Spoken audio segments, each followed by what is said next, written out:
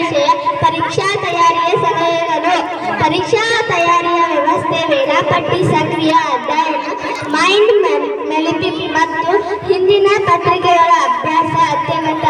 ಸಮಯ ನಿರ್ವಹಣೆ, ಸಾಕಷ್ಟು ನಿದ್ದೆ, ಪೌಷ್ಟಿಕ ಆಹಾರ ಮತ್ತು ಸಕಾರಾತ್ಮಕ ಮನೋಭಾವನೆಗಳ ಒತ್ತಡಗಳನ್ನು ಕಡಿಮೆ ಮಾಡಿ.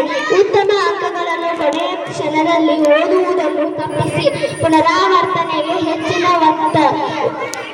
ಒತ್ತು ನೀಡಿ. ಪರೀಕ್ಷಾ ತಯಾರಿಯ ಪ್ರಮುಖ ಸಲಹೆಗಳು: ವೇಳಾಪಟ್ಟಿ ರೂಪಿಸಿ, ಪರೀಕ್ಷೆಯ ಪಠ್ಯಕ್ರಮಗಳನ್ನು ಅರ್ಥ ಮಾಡಿಕೊಂಡು ಕಠಿಣ ವಿಷಯಗಳಿಗೆ ಹೆಚ್ಚಿನ ಸಮಯ ಮೀಸಲಿಟ್ಟು ಓದುವ ವೇಳಾಪಟ್ಟಿ ತಯಾರಿಸಿ. ಸಲಹೆ: ಸಕ್ರಿಯ ಕಲಿಕೆ, ಆಕ್ಟಿವ್ ಲರ್ನಿಂಗ್.